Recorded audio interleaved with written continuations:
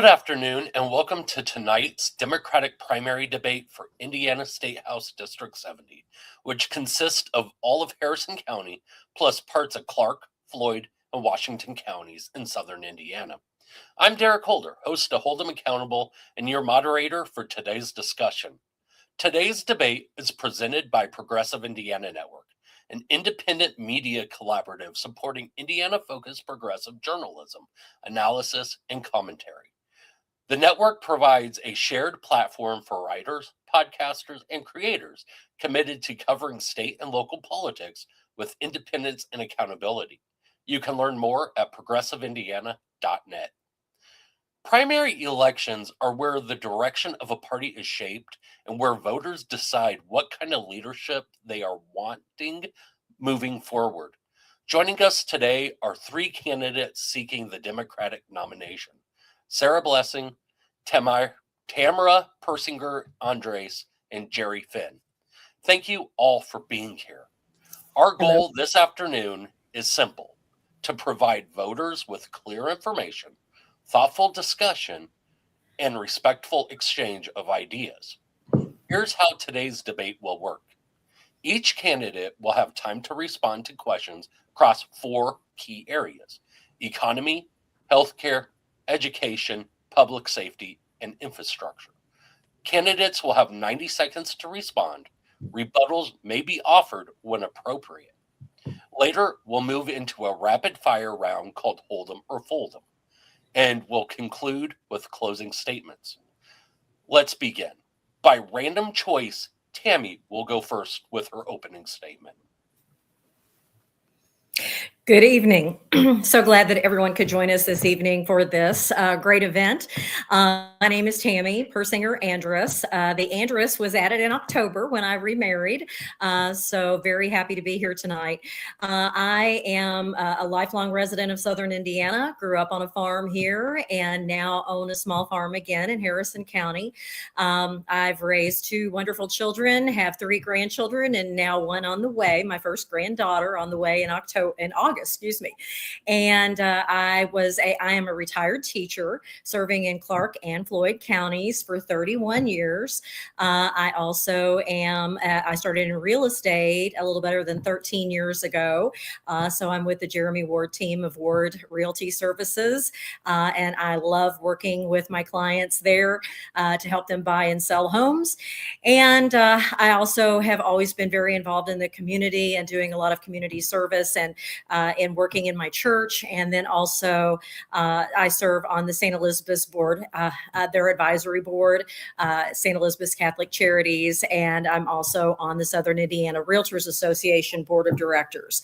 So being a part of this great community, being a part of the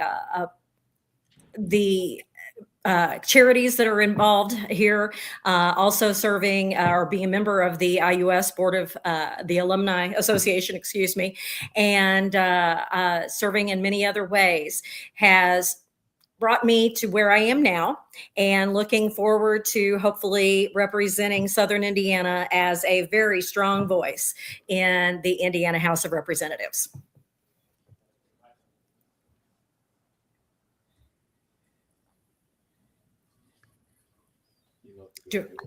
Sarah, your opening statement, please.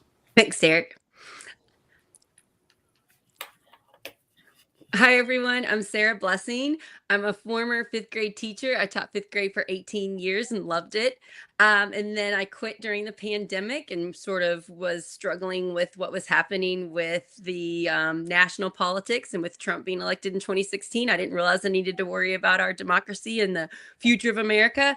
And so I've kind of been on a mission since 2020 for the last 6 years of how do I save Indiana? What can I do to do my part to make sure my children grow up in Indiana and have a safe place to go to school and to live and to get a job? And so I got involved with the Harrison County Democrats, and they let me be a leader on their team. And then I started running their social media, and I ran for county council in 2022. I'm mostly to take on the parks department and the corruption, and we are still working on that, you all. And then in 2024, for the 2024 election, I was hoping to find candidates to run on the local ballot, which is a struggle when your county is 100% Republican to get Democrats to want to run. And I kept trying to find someone to run for state house because it's a heavy gerrymandered district that Republicans easily win. And I could not find anybody. So at the last moment, I jumped in and said, I'm going to run for state house this time, and I'm going to run the next time and keep working the whole time and not stop. And running for state house of representatives is just one thing I do to try to save Indiana.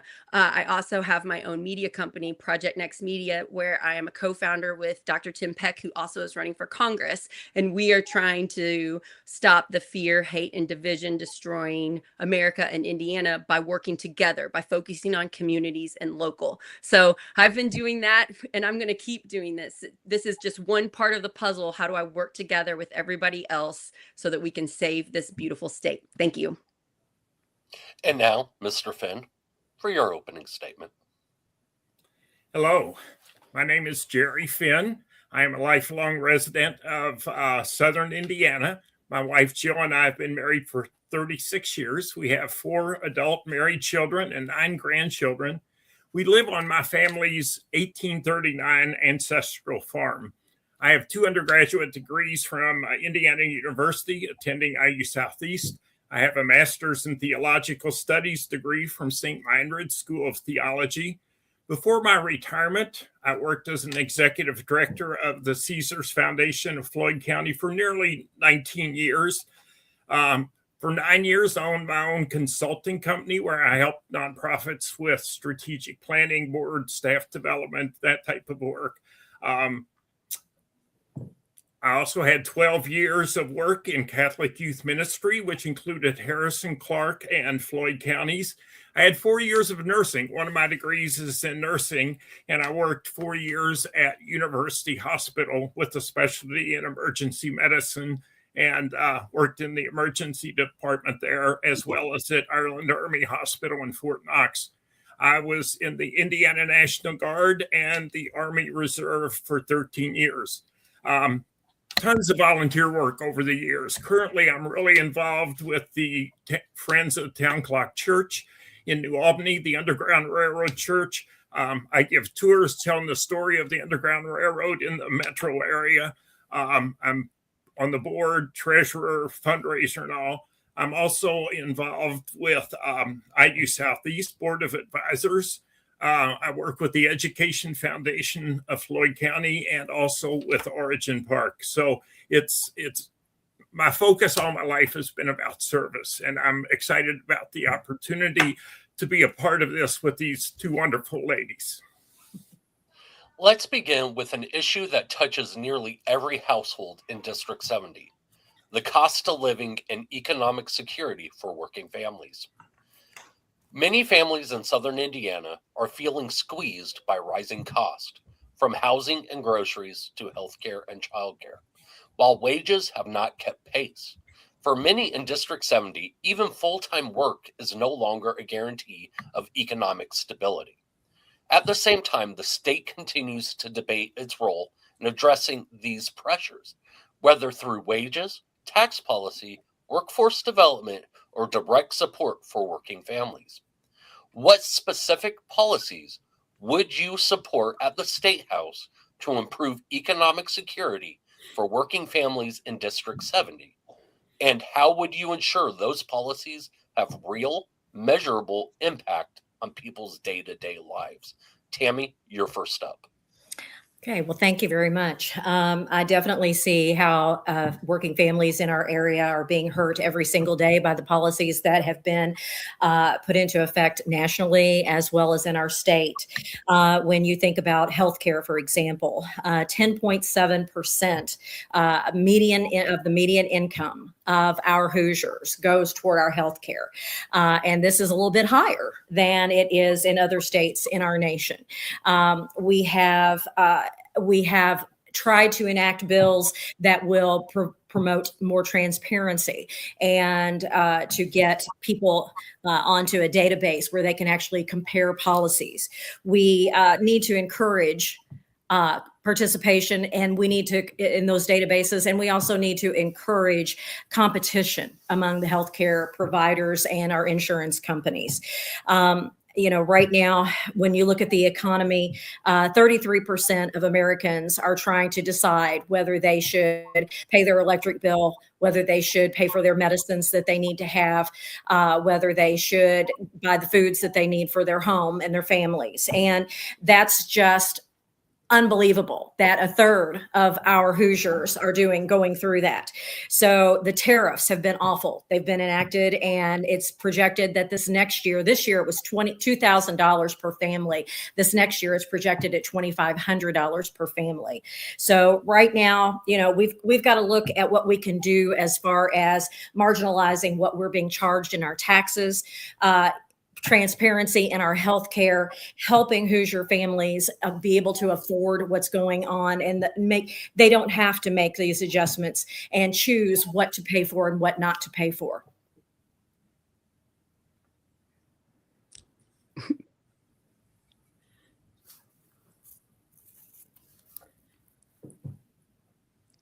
I can go. Derek, you're on mute. Do you want me to go next?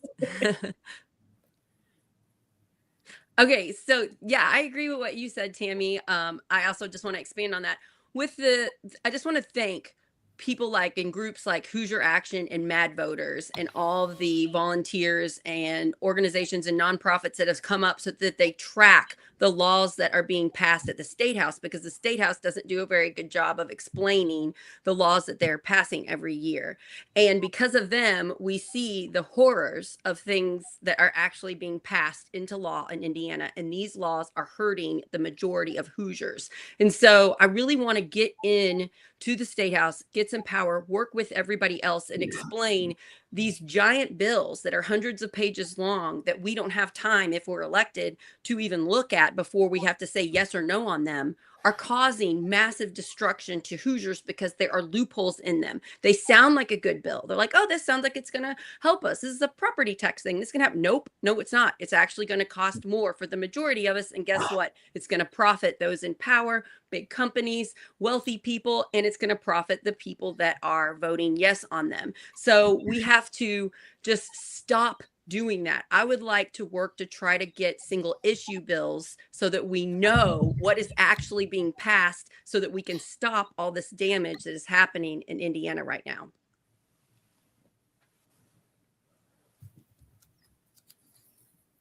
Derek, you're still on mute. Can you hear me now? Yes. Jerry, would you like me to repeat the question? No, I'm fine. Thank you. Families are struggling. There's no doubt about it. And as I listen to families, and especially to my own kids, my own relatives and stuff, it is tough out there for working families. Childcare is just crazy expensive. My own children, a nephew of mine was talking recently about, they've got two little ones, and he said childcare is going to be $25,000 in his budget next year. He would like to buy a house, but it's like, he asked me, how can I buy a house when I'm paying this much in childcare? He and his wife both work, and that's a choice they make. Now, one aspect of my work when I was with the Caesars Foundation that I really enjoyed was with our small business revolving loan program. It was a low interest loan that took a risk that banks weren't willing to take with small businesses. And it was fascinating to listen to entrepreneurs talk about their dreams and what they wanted to do as they grow their business.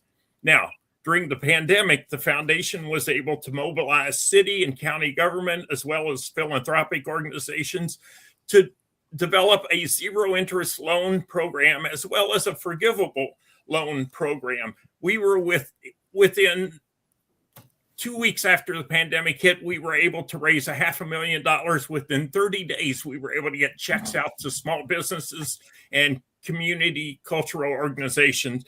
Those folks would not have been able to survive the pandemic without that kind of aid.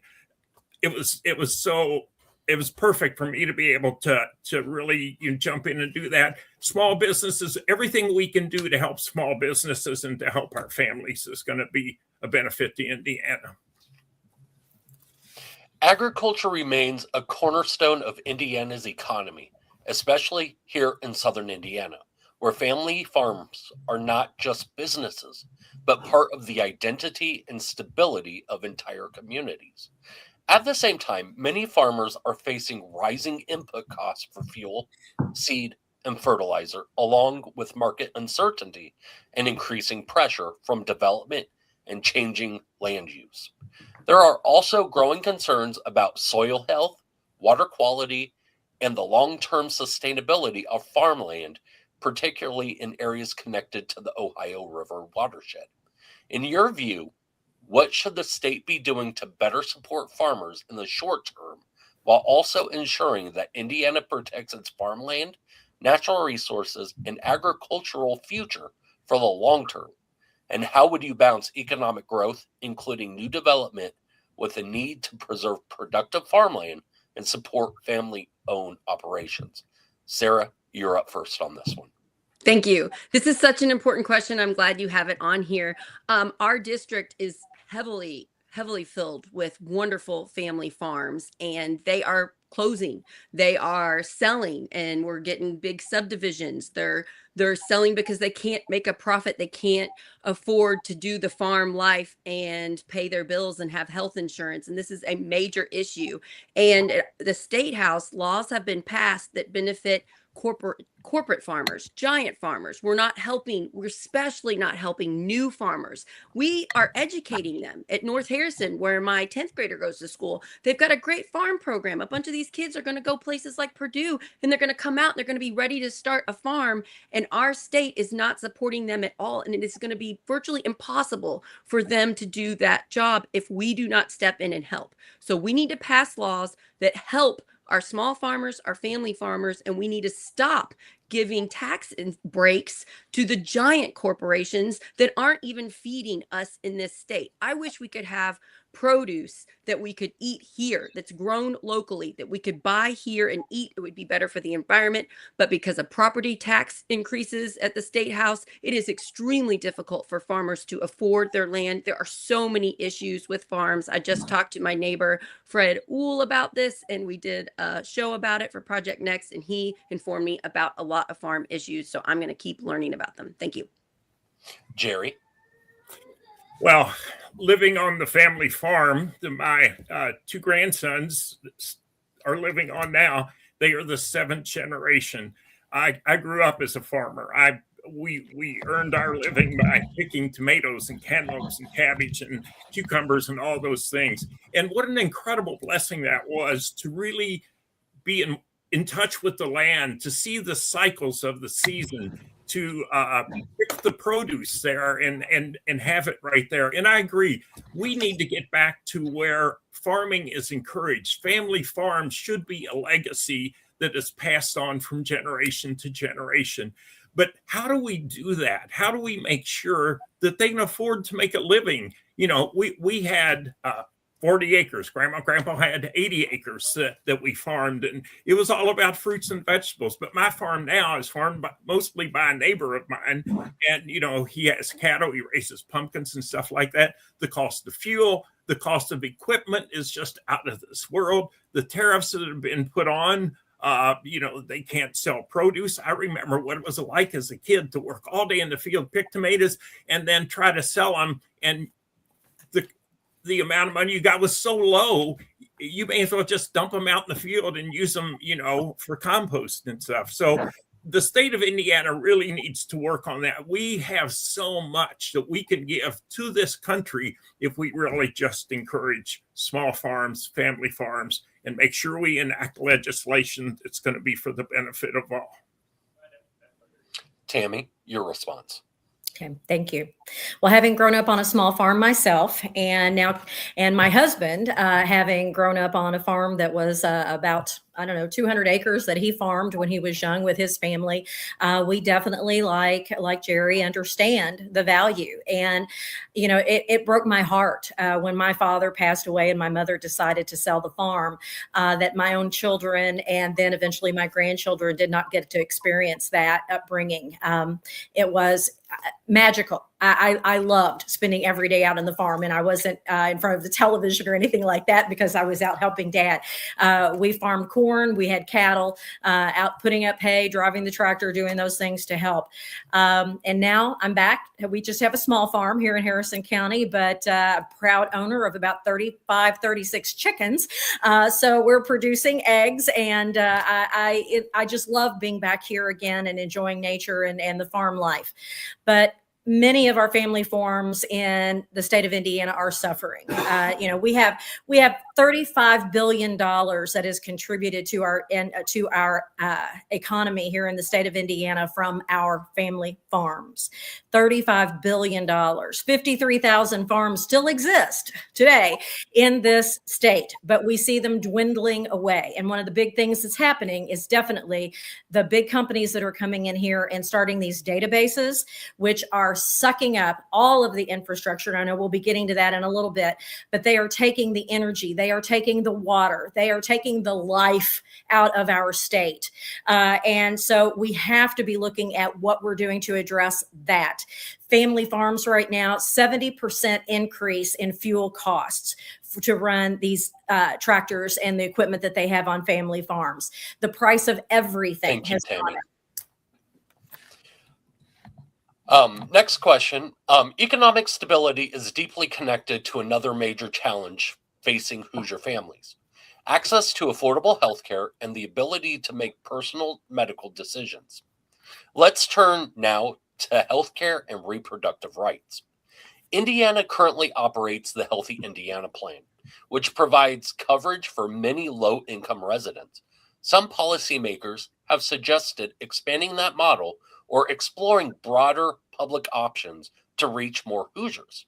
In your view, what role should the state of Indiana play in lowering healthcare costs? Should the Healthy Indiana Plan be expanded to cover more residents, potentially even all Hoosiers? Or should the state pursue other strategies to make healthcare more affordable? Jerry, you're first one to tackle this question. Thank you. Boy, that is a tough one. But during my time as a nurse in the emergency department at University Hospital, as well as in the military, I really experienced firsthand the importance of good health care, as well as the role that a healthcare provider, offers to patients. There's this sacred trust that happens that must develop between the patient and the healthcare worker for healing to happen effectively. Now, there is no doubt that if we have adequate health care for all of Hoosier families, we are going to be a healthier state. And it's going to cost us less money because we don't have people who are putting things off, putting off illnesses and getting catastrophic diseases because they can't afford their health care and stuff. The cost of emergency room visits is astronomical now. And if more Hoosiers were effectively covered by insurance, we would just be much better off. I also know in my heart, it's clear to me that women's health is not given the priority that it should be given or the respect that it deserves. Decisions about a woman's reproductive rights should be made between her family, her doctor, her minister, her confidant, or whomever. Government should not be interfering with women's health decisions. That's a personal decision that they need to make. Tammy, your response. I totally agree with Jerry, and I'm sure Sarah's going to agree on this one as well. When it comes to women and our healthcare, I've seen it over the years. It's a shame that now I see that I have less of a choice in my own, how I deal with my own body and my health care. My daughter has less of a choice, and eventually my granddaughter will as well, if this continues. At the national level, we've been stripped of all of our rights. And even when it comes down to some states wanting to, or have actually enacted policies where even if it's the life of the mother, the life of the child, if that infant is going to be born and their life is not viable, the mother is still forced to go ahead and have that child. And that's that's cruel. That is just cruel to think about that.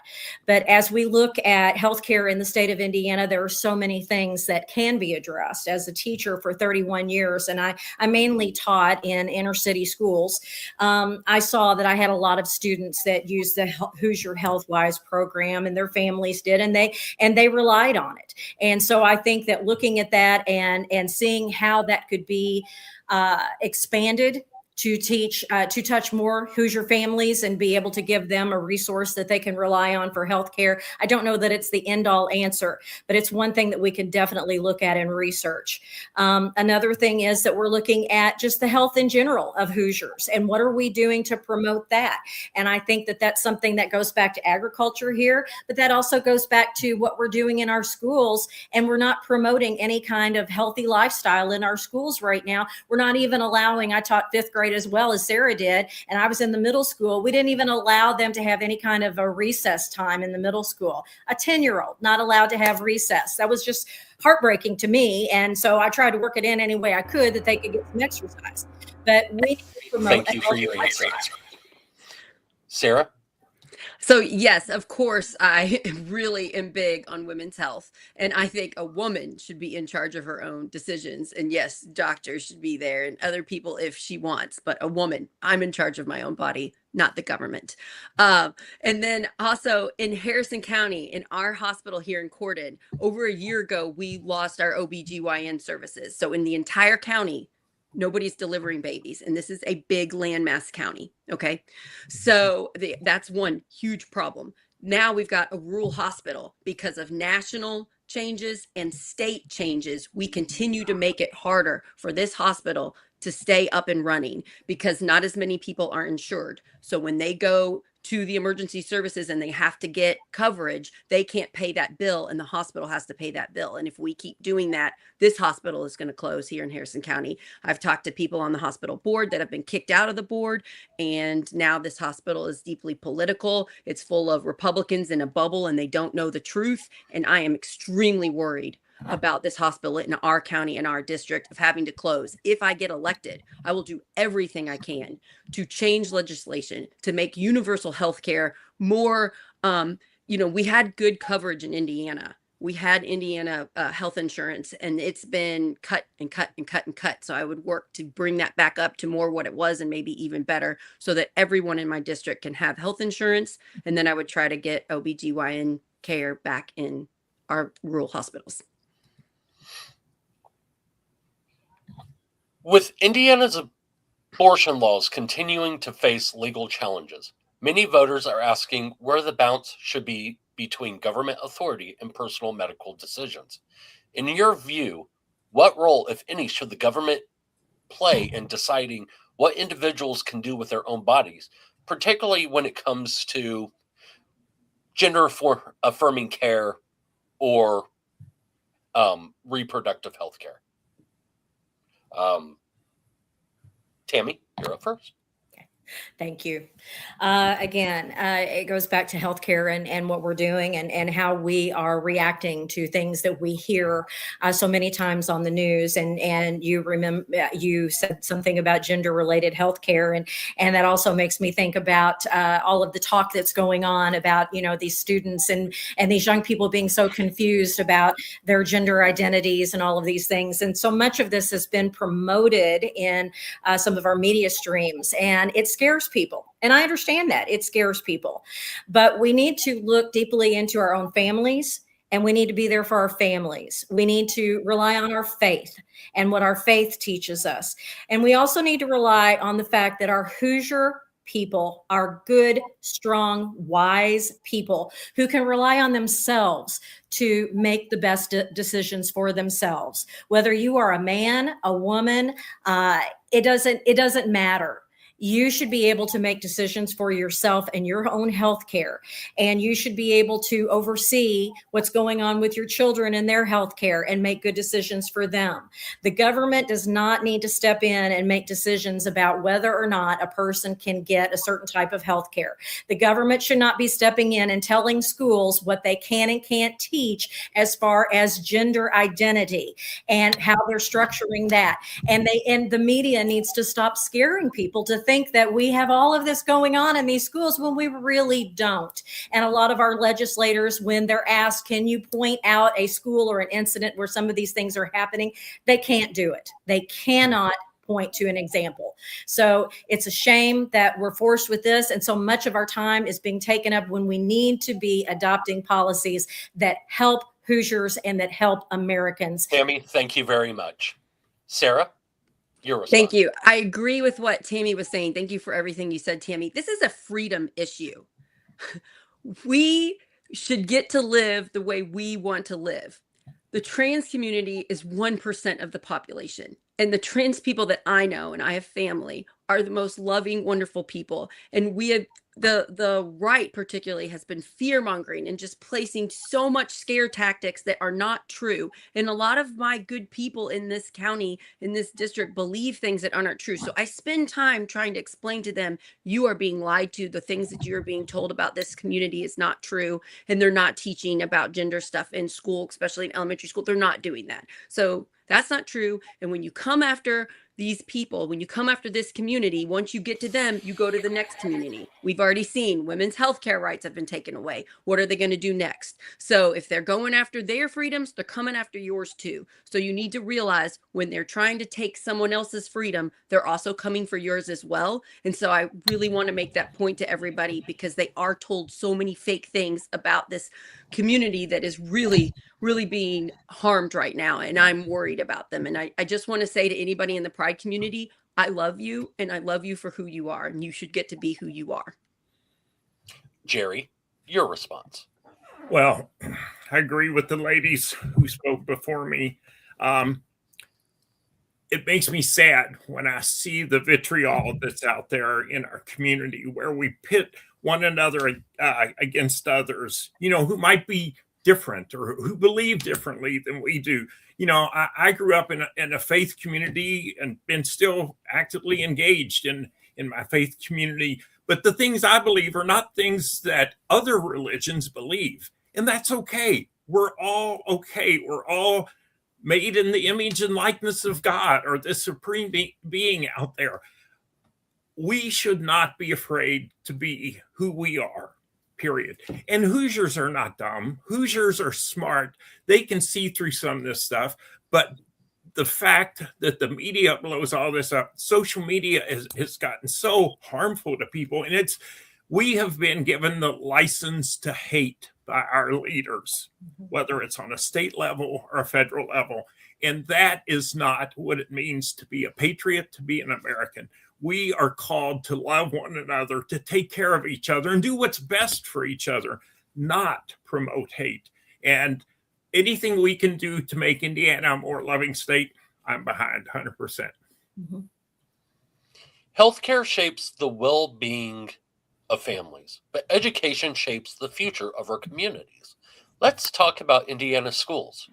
Indiana has continued to expand school choice programs, including vouchers and charter schools, while many public school districts, especially in communities like those in District 70, are facing ongoing funding pressures, teacher shortages, and growing classroom needs.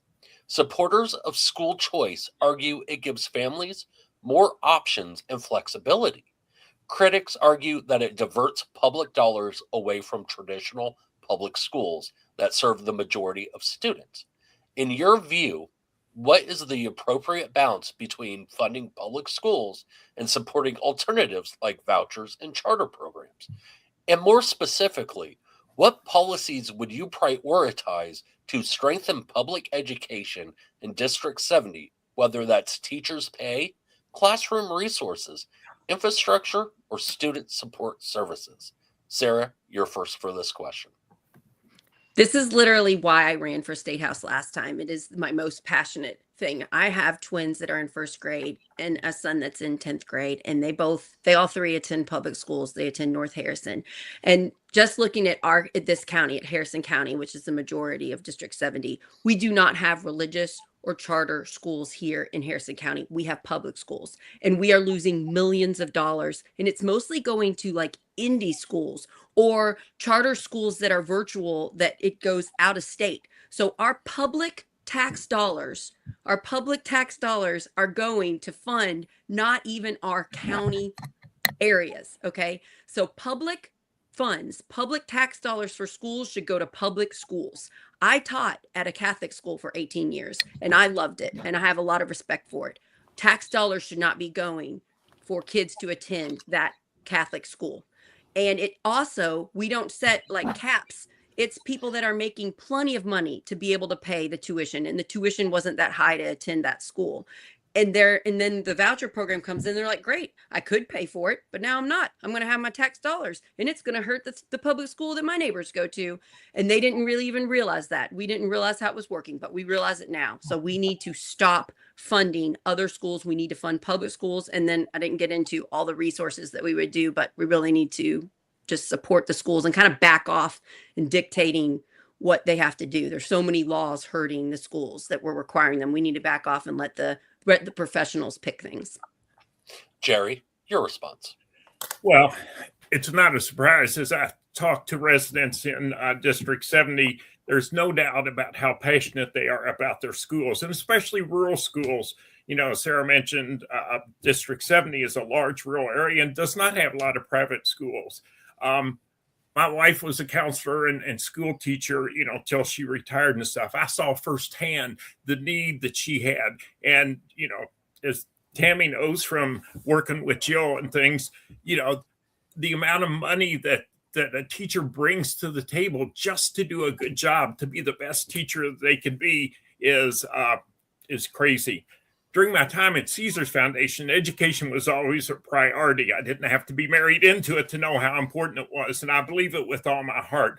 But I know one of the things we did at the Caesars Foundation was we funded full-day kindergarten long before the state was willing to jump in and cover that. Every year we gave $500,000 to scholarships to students to go to post-secondary education or a trade school. And we made sure that it wasn't just getting into school, it was getting through school. My program director and I worked with students, you know, to make sure if they were struggling that we helped them along the way. I mentored students, and I'd see Tammy every week when I was mentoring some of the kids that I did at Hazelwood and stuff. Mentoring is so important for so many kids who need that so much. I was a founding member of the Education Foundation of New Albany, Floyd County Schools to give teachers the resources so they didn't have to buy all the stuff themselves. What could they do if they got a $500? What could they do to really make their classroom outstanding? So those types of things are so important. Our schools, there is no doubt that a great education defines our community. Thank you, Jerry. And Tammy? Oh boy, this one's in my heart here because my mother actually worked in the reading program at Georgetown Elementary for many, many years. And then I became a teacher. I was a special education teacher for the first 18 years of my 31 years of service. And now my daughter is a special education teacher as well in the Indianapolis, not in IPS, but in the Indianapolis area. And, you know, when we look at everything that's been happening, Jerry mentioned about, you know, teachers bringing in money and bringing in resources and everything. At the beginning of the year, you know, every parent's given that list of things that they need to buy and send into school with their children. And I would go at that time as well, and usually to Walmart or Target and hit all the sales. And typically it ran around $400 or $500 a year that I would start out at the beginning of the year for my classroom, not just my own children, but for my classroom. And I would tend to put those things aside because as the semester turned over right after the holidays, those kids came in and guess what? Santa did not bring them any school supplies. And so they didn't have those things. So I would bring out my stuff and it was like Christmas all over again with them getting the supplies that they needed. Teacher pay is a huge area of concern. Our districts set and bargain with the pay. There are some states that set teacher pay throughout the entire state. So these things need to be looked at. Family support. What are we doing? Jerry talked about his wife, Jill, being a counselor and providing that family support from our schools into the families and the families giving support back to us. It's a great task of responsibility. And one of the big things that has happened is that, House Bill 1423 is something that was just signed into law. And I don't think that people understand what's going on with that. And Southern Thank you, Indiana. Tammy. Oh, I was short on the first two answers. I reclaim my time. Indiana is seeing growing interest in emerging technologies and new industries, which are often promoted as major economic opportunities. But these shifts also bring new demands from advanced skills and training to long-term workforce development. At the same time, many schools and workforce programs are still trying to meet the needs of today's economy, not necessarily the one that's coming next. What role should K through 12 schools, community colleges, and workforce training programs play in preparing students for these emerging industries?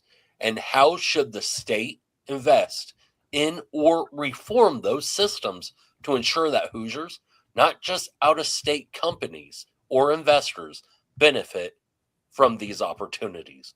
Jerry, you're up first.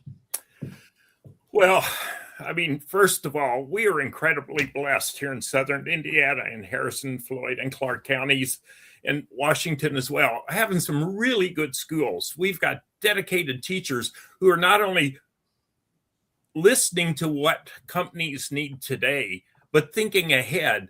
I can't tell you how many times I have heard that our kids, my grandkids, are being educated for a career that doesn't even exist right now, and trying to juggle that. But I feel like our schools are just doing a great job.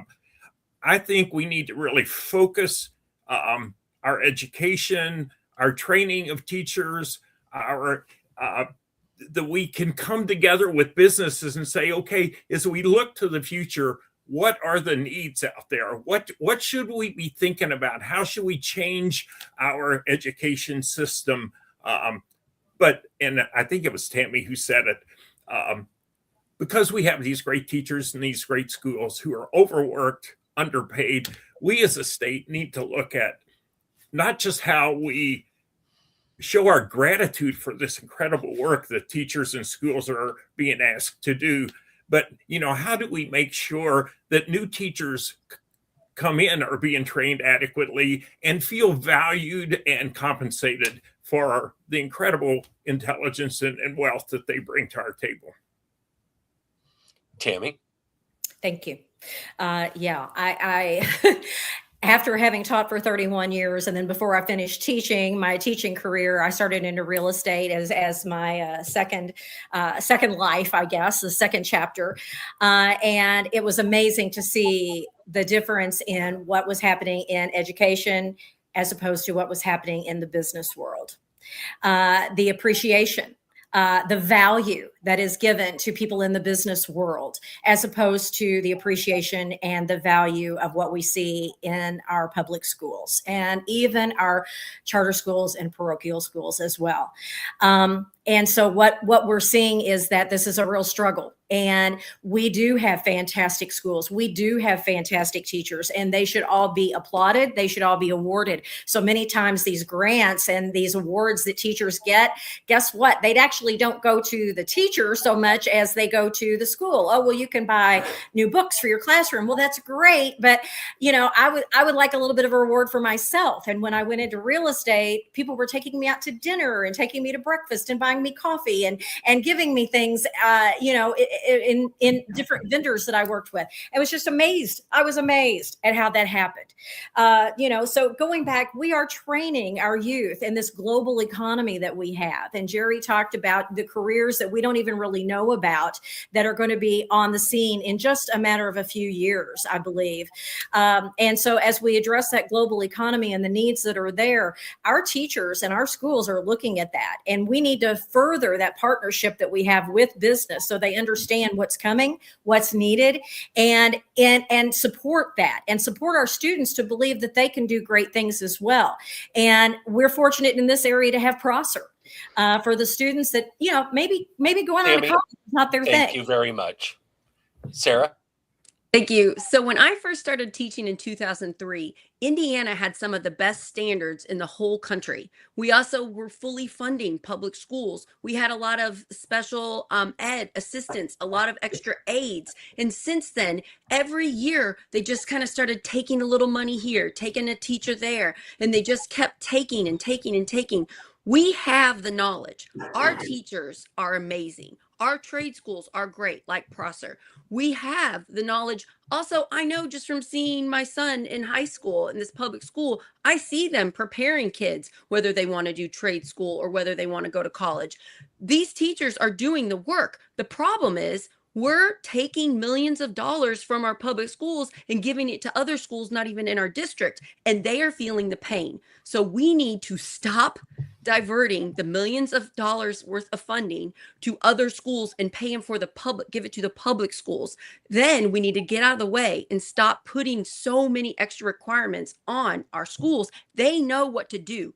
They know how to teach our kids. They know how to prepare them for trade school or for college. We need to give them the resources and able to do this. And I am so frustrated when I talk to my teacher friends at public schools. They are exhausted, they feel underappreciated, and they need support. And I would like to be that support for them. Thanks. Beyond schools and healthcare, the strength of a community also depends on safe neighborhoods, reliable infrastructure, and environmental stability. Let's turn now to public safety and infrastructure. Public safety is often discussed in terms of policing, but for many communities, it also includes access to mental health services, addiction treatment, stable housing, and trust between residents and the institutions meant to serve them. What comprehensive approach would you take to improve public safety outcomes in District 70? And how would you balance investments between law enforcement, prevention programs, and community-based services? And please remember, you have 90 seconds to respond to these questions. Tammy, you are up. Thank you. We are very, very fortunate in this district that we have wonderful services. We have a wonderful group of people that are willing to be those first responders and to serve us. And when you call for the police, when you call for fire protection, when you call for emergency services, they are there. And we're very fortunate in that we have that. And I have worked with a lot of police officers and firefighters over the years and see the stress that they have and being able to give them the kudos that they deserve for what they're doing in their job. But it's kind of, like teaching, and like preaching, it's kind of a calling for those people that they go into that line of work. And I think that's why they love it, even though sometimes they're not appreciated and they're not paid what they should be paid. But I do think that what we need to do in order to structure and make their lives a little bit better is that we need to look at what services are being provided throughout our district. You mentioned the mental health care component of that. So many times police are being called to deal with people who are struggling with their mental health. Police have not been necessarily trained to deal with that. And so we need to be able to have them know how to identify these people and have the resources available so that these people get the mental health care that we need. Our state is dealing with a huge epidemic of people that are dying from drug overdoses, and many other states are. But being able to get the all of the resources that we need into our area and deal with these things, support our first responders, and make sure that our community is kept safe and doing the things that we need to do to support everyone and get them the help that they need. Thank you, Tammy. Sarah? Thanks. We can be doing so much more to help our neighbors. Our community is only as safe as those that are struggling the most are doing. When they're not doing well and they're not safe and they're trying to survive and get food, then we get crime rises. Well, let's help the people that are suffering. That's the moral thing to do, and it's the safer thing for everybody. So addiction is a horrible problem in Harrison County. A lot of people are suffering, and we're arresting the problem, and that does not work at all. I learn a lot from Tony Hostetler, who runs Care Not Cuffs and Hoosier Action, about this, and the great people there. They've taught me so much. He's a recovering addict, and we should be giving them support when they are have the disease of addiction, we should be helping them get out of that disease. We should be helping them find a job. We should not be arresting them and then making it much harder when they get out to get a job. We just made a law in Indiana to make homelessness a crime. That is so beyond horrible. I can't even comprehend it. So what? Somebody can't pay their bills because of all the problems we've been talking about in this debate. So now let's arrest them and make their problems that much more. And when you get arrested, it's very expensive. Well, they already don't have money for a house. So what? We're going to arrest them and make them pay money. We need to be completely changing the way we are supporting people that struggle. And don't even get me started on the prison problem. Yeah. Jerry? Well, I can't believe I only have 90 seconds for this, because it's, it is such an issue. First of all, we have some great public servants in our community. I loved working with, whether it was the police or the fire departments or the EMS. And, with the foundation, we were always looking, are there things that we could do to make it better for them? We wanted to make sure the public was safe. We gave a major grant to our schools to make sure that they had the systems in place to keep intruders out and to keep our kids safe. But as the other two have said, the issues of poverty, of addiction, of mental health are things that we just can't arrest our way out of. We have got to look at the source of our problem. The fact that children are struggling because their parents have addiction issues or mental health issues or homeless issues. The number of our kids that are dealing with homelessness is sad. And we need to look at what's the source of the problem and how do we fix that, not throw people in jails. There are so many jails that are making money on arresting our citizens.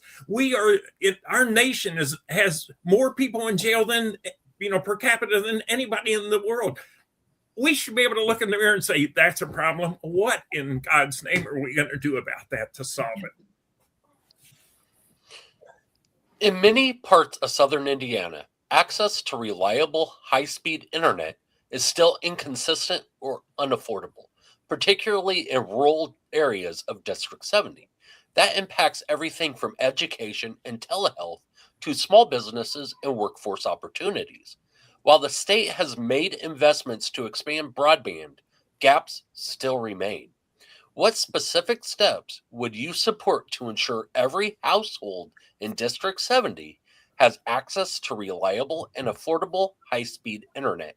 And what role should the state play versus private providers in closing that gap?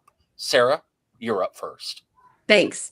Internet is not a want in 2026. It is a need. Everybody, every family, every household needs high-speed internet. I think we need competition to deliver the fairest price to help everyone get internet. And the government's role, the state government's role should be helping competition, lots of different companies get in and provide internet. I had decent internet until just a little bit ago, and then mainstream finally came through, and now I've got fiber, and my life is better running a media company. We need competition. We can't just have one company doing all of the internet. It's going to be too expensive, but we need to help these companies want to be able to provide internet to rural households, because there are still plenty of neighborhoods here that do not have high-speed internet. And guess what? Our kids didn't have school. My kids didn't have school on Tuesday. We all had to use the internet. And they're like places where there's 5 kids at home and they all need different internet and they can't do it and they have to go to places. So we should also help support our libraries, where libraries provide free internet. So we should bump them up and help them instead of doing what we're doing at the State House right now, which is hurting libraries, and we might be closing the small ones that we have in our county. So we should do all we can to support everyone getting high-speed internet. Thanks. Jerry? Well, as Sarah said, it's not just a want, it's a necessity. And I'm real grateful. We just, in the last year or so, got fiber connections, and that has made all the difference in the world. And it's about economics as well. Indiana needs to invest in this. Every family should have access to high-speed internet. Our state has plenty of money that they are keeping. And, this should be something where they're investing in our citizens because it's about job development. My kids, most of them work remotely from home. People just need that. So anything the state of Indiana can do, to loosen the purse strings, to let go of some of that money and make sure that every household, not just in District 70, but in the entire state of Indiana, it's going to make our state a wealthier place. It's going to make it a place where people will want to move to because they know they can have the best of our beautiful Indiana countryside and still be able to work remotely and be effective with what they do. Tammy? Well, Jerry mentioned the surplus. We have a $50 billion surplus in this state. That's just incredible to me. It's like our governor is controlling that like it's his own wallet, and that's not his own wallet. That's what we have paid in as taxpayers. And so every citizen of this state is entitled to be on internet, to have the infrastructure, which the internet is part of that, but the infrastructure, the roads, the bridges, the safety measures that are out there that can take care of us as we're traveling, and the high-speed internet. It's ridiculous. Here we are, 2026, and there are still places in District 70 that do not have this. Their children, if they're out of school for a day, whether it's for a professional development day for the teachers and the kids are doing something at home, or if it's because of ice or whatever, they're staying at home, and they're supposed to be online. And what are they supposed to do if they don't have this? They might have a Chromebook that the school sent home, but if they don't have the ability to get on the internet and do the work that the teacher is trying to do with them that day, that is a totally wasted day, or sometimes days for those kids. So this is something that there's no reason for this. In 2026, we are sitting on a stockpile of money in this state that needs to go out to the taxpayers that have paid into that and build our state so that it's something that everybody benefits from here. Communities along the Ohio River have long faced concerns about water quality, industrial runoff, and the long-term health impacts of pollution, especially in areas with heavy manufacturing and shipping activity, my fault. At the same time, the river is a major economic engine for southern Indiana, supporting jobs, industry, and regional growth. Residents are often caught in the middle of that balance. In your view, what role should the state play in protecting natural resources like the Ohio River while still supporting economic development, and where should you draw the line when economic growth and environmental protection come into conflict? Jerry, you're first. Well, first of all, if we don't take care of our world, it doesn't matter about anything else. It won't matter if there's manufacturing, to be brought into Indiana. We need to take care of our earth first. Again, growing up on this farm, seeing the beauty of nature, I want to make sure my kids, my grandkids, my great-grandkids see a world as beautiful as I do. The state of Indiana has an obligation to make sure that our state and our nation is sustainable, we're going to be able to pass that on to our children and grandchildren. Yes, there should be regulation on pollution. We should do everything we can to take care of the beauty that we have around us. And the fact that, we're such a red state, that the supermajority in our state is Republican and can't see what is happening because of pollution baffles me. I wish things were different. Tammy, your response. Well, this is definitely a concern. Indiana is called the crossroads of America, but I really think that crossroads goes right here. Southern Indiana is the crossroads of America. And so we're seeing all of the things that are going through our state. We're seeing the need for better roads and better systems and everything. But yes, our Ohio River gets polluted. There are industries along the Ohio River that pollute into that. And so those regulations are there for a reason.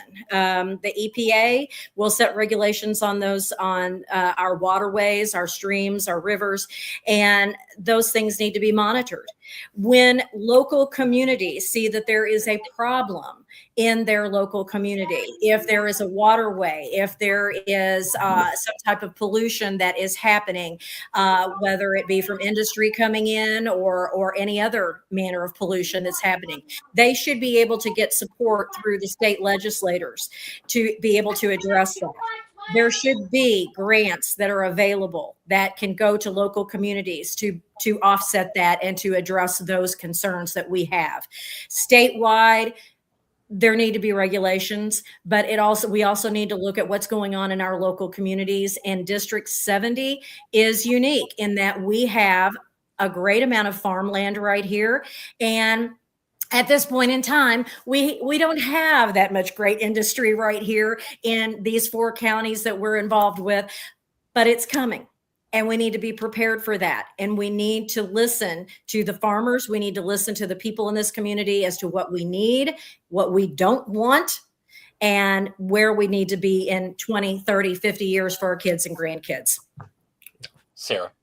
It is really disgusting what the elected people, the supermajority, the Republicans at the State House, what they have done to our environment in Indiana. Right now, we're regulated like some of the least in the whole state. Trains full of toxic sludge from across the country come to Indiana to dump it here because of our laws. So first thing we need to do is change those laws so that we are not allowing toxic sludge and terrible things that destroy our waters and our rivers to be allowed to be put here. Okay, then we need to have accountability. And this goes for not just the environment, but everything. We do not have accountability in Indiana right now in all facets of our government.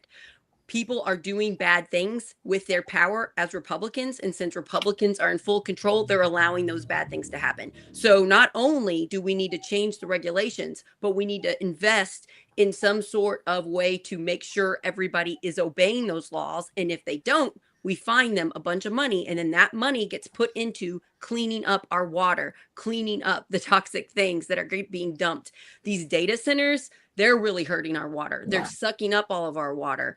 And there's just so many problems that are coming because we've lost control of our government at the state. And I am dedicated to work with professionals to figure out how to fix these massive problems. Thanks. Indiana has aggressively pursued large-scale data center development as part of its economic growth strategy.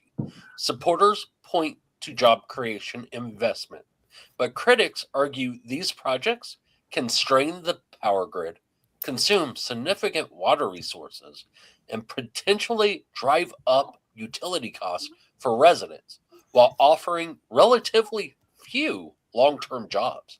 In your view, is Indiana moving too quickly in approving data center projects without sufficient safeguards or for local communities? And what specific requirements, if any, should the state impose to ensure these developments do not shift cost onto working families in districts like 70? Tammy, your response. Right now, we have about 90 of these data centers in the state of Indiana. 90. Now, like I said, in District 70, we're lucky. We do not have any here yet. Right now, there is one that is run by Meta in River Ridge and Jeffersonville. We also have a couple that are in Evansville, and we have one in Columbus. So that's as close as they are to us. But they are looking for more opportunities. And when we see that we have land out here that they might be able to take and use and build these huge structures, and I mean, they are huge structures. The data centers, and I said this the other day to someone, 6 months, a year ago, I really didn't know this much about this. And so I've been studying, I've been learning, trying to find out more and more. And what I have found out is, for those of us that, maybe weren't aware, this is basically the physical location of the cloud. We hear about all of our data that we're using, it goes to the cloud and it's stored in the cloud. Well, there has to be a physical place for that. And that's what these data centers are. They are using an unbelievable amount of our water resources to cool these computers and have systems in there that they can cool this facility. And though that water is being taken away from our farmlands, that water is being taken away from the infrastructure of the people that live in that area. They also are zapping a whole lot of the energy in these areas as well. And so they're bringing these data centers in, and we in local government and state government need to say, wait a minute, we've got to look at these and see how they're going to fit into this community and if that community can support it. And that needs to be the priority before allowing any of them to come here into our district. Sarah? Thank you. Before we talk about the massive data center problem that Tammy mentioned, and she's right, I want to talk about, why is this happening? Why are data centers popping up all over our state? It's not the data center's fault. It's our elected officials' fault. Our elected officials changed a law where the government used to be in charge of regulating our energy prices. The government used to be regulating and having accountability for our energy companies, and they gave up that right. They gave up that right several years ago and made it so now our energy companies are in charge of raising our bills. Shocker, look at what's happening to our bills everywhere. Everybody's energy bills are going up. Why? Because the data centers that pop up that our government is allowing to happen don't even have to pay up front for their costs to be built. They are charging us, the regular, everyday, hardworking Hoosier. We are paying for those data centers that are taking our water, that are polluting our air and our water and everything. And they're not giving us jobs. They don't make very many jobs. And it is because of things we have done in the past. Now, even our governor Braun, said he wanted to do something about the data center problem. But because we have a supermajority at the state house and the state senate, they don't even listen to our super MAGA governor. So they did nothing in this last year to pass one single bill to help us with this massive problem that is a bipartisan issue that the majority of us are against. And I'm upset at that. Thanks. Jerry? Well, we need to make sure we do everything that we can to ensure that Indiana is doing what it can to bring on the future. We need to look at what's going to be necessary down the road. How are media companies impacting our citizens here in Indiana? I don't think one excludes the other. I think we can be both and if we work smarter and not necessarily perpetuate myths about things. I was talking with a farmer recently, and there were large electric lines going through his property. And I asked him, I said, are you worried about, data centers and all? And he basically shared with me that he was not, as long as we have the policy in place to make sure that we are protecting our citizens. I think we have the capacity to provide the energy. I think Hoosiers are smart enough. Our engineers from Purdue are able to come up with systems to cool those things without using all of our water. But if we make it too easy, if we don't have the regulations in place to do it well, of course they're going to take the easier route. I believe, again, we just need to work smarter. We need to believe in Hoosiers. We need to believe that Indiana needs to move forward with technology, but let's do it correctly and not on the backs of our fellow citizens. Thank you all. We've spent this time exploring policy in depth, but voters also want clarity. So now we're moving into a segment that viewers of Hold'em Accountable know all too well. It's called Hold'em or Fold'em. I'll present a series of policy ideas, and each of you will respond with either a yes or a no. Let's get started. Sarah, you'll be the first one to answer this. Expanding rural broadband access in underserved areas of District 70, even with significant state investment. Yes, we should do that. Jerry? Yes. Tammy? Yes. increasing funding for addiction treatment and recovery programs in Southern Indiana communities. Yes. Jerry, Absolutely, yes. Tammy, Totally. Yes. expanding workforce training partnerships between local schools, community colleges, and regional employers in District 70. Sarah, Yes. Jerry, Yes. Tammy. Yes. Providing targeted tax incentives to attract new manufacturing jobs to Southern Indiana. Sarah, Yes. I Jerry. need to research that one more. Probably, if it's done well. I know. And Tammy. The key word is targeted. Yes.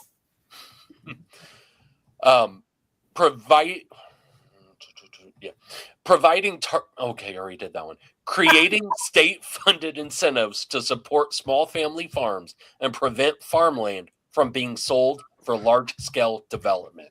Yes. Jerry, Absolutely, yes. Tammy. Yes. Yes. Allowing local governments greater control over zoning decisions, including housing and industrial development. Sarah, Yes. Local control. Yeah. Jerry, Yes. Tammy. Yes. Increasing state funding for riverfront infrastructure and environmental protections along the Ohio River. Sarah, Yes. Yes. Jerry, Tammy. Yes. Requiring utility companies to guarantee that large energy users like data centers do not raise rates for residential consumers. Sarah, Yes. Yes. Jerry, Yes. Tammy. Definitely. Yes. All right, now we're going to shift slightly here. Same format, but now some questions that get more into how you view power, accountability, and decision making. Pausing approval of new large-scale developments, including data centers, until infrastructure and energy capacity catch up. Sarah, Yes. Jerry, That's making an assumption that we don't have the energy capacity or the willingness to do that. I'm kind of lukewarm on that one. Yes, I do agree with it, but I want to make sure that we're not reacting to Is something. it the nuclear module things, the small nuclear things? Because they don't know how to do those yet, but we're paying for it. I think it's about that. we're talking about the data centers Mhm. going in, but there's no infrastructure for them yet. In some areas there are, some areas there aren't.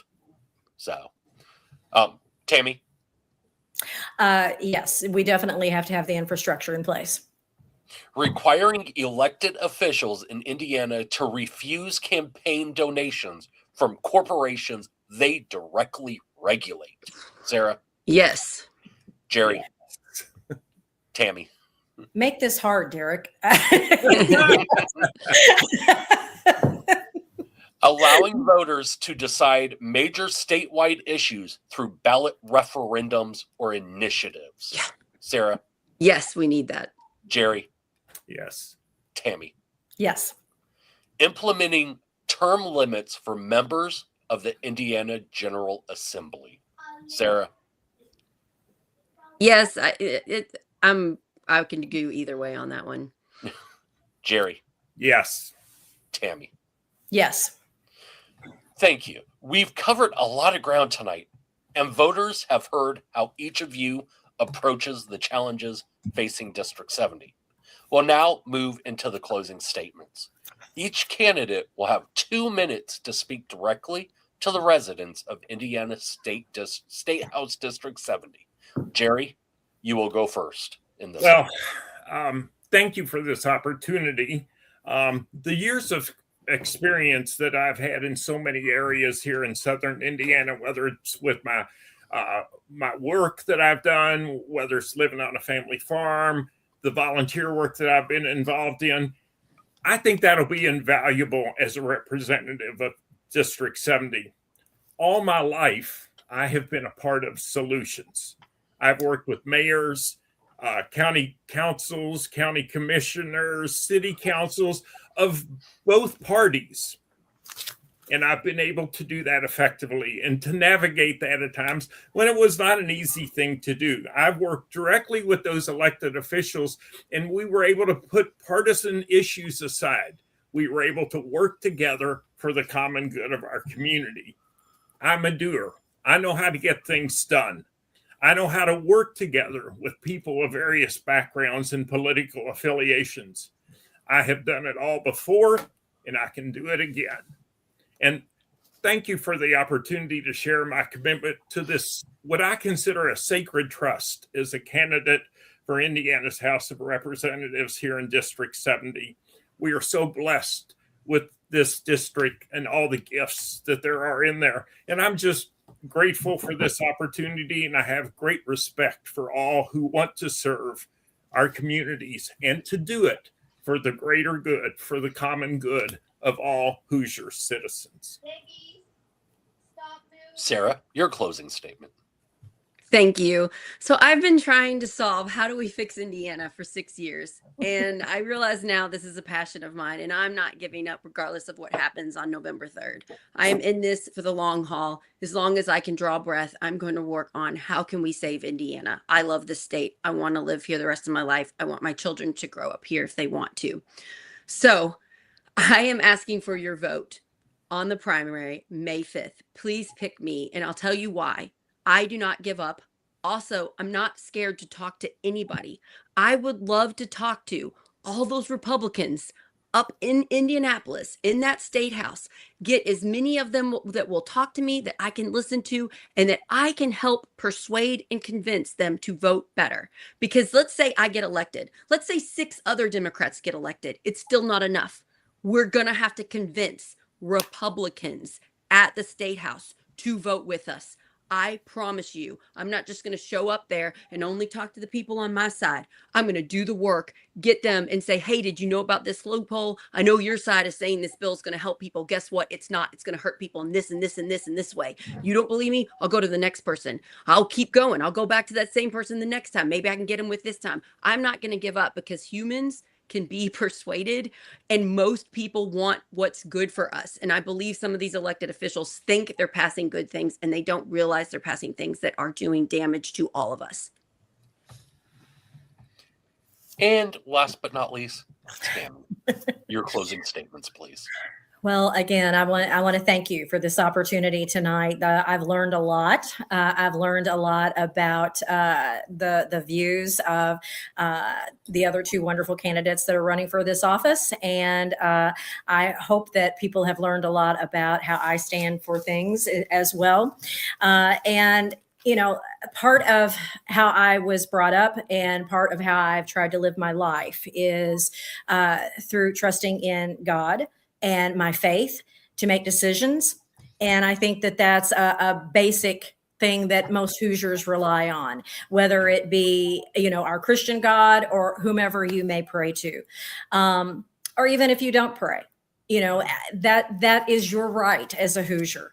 And so we need to rely on those things, and we need to rely on each other. But when we get to the state house, something that I think is so often forgotten, you mentioned about term limits, something that is so often forgotten is that we are there, and it is called the House of Representatives for a reason. We represent the people in District 70 or whichever district you happen to be there for. And so it is important that we can listen to the issues, and important that we can listen to the needs of the people in our district and take those things back to the state house. It is also important that we listen to other people that are in the House of Representatives.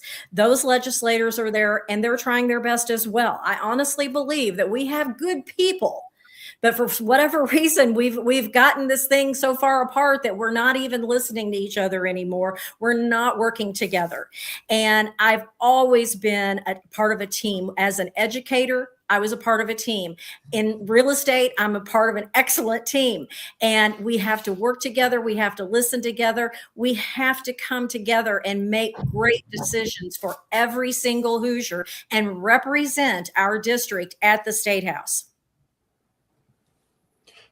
Thank you to all 3 candidates, Sarah Blessing, Tamyra Persinger-Andres, and Jerry Finn. for being part of tonight's conversation. Running for public office takes commitment, courage, and a willingness to serve, and that deserves recognition. Tonight, we heard discussions about economic security, healthcare, education, public safety, and the future of communities across southern Indiana. These aren't abstract issues.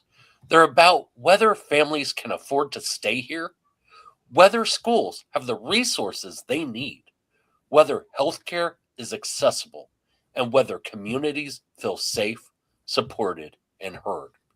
Primary elections like this one often don't receive the attention they deserve, but they are where the direction of leadership is decided.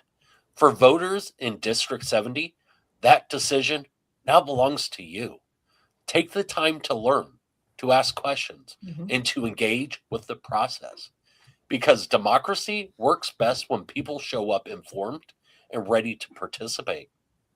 I want to thank the Progressive Indiana Network for helping make tonight's discussion possible. And thank you to everyone who tuned in.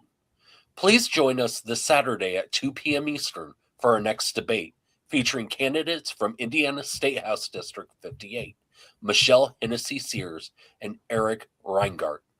I'm Derek Holder, so stay informed, ask questions, and as always, hold them accountable.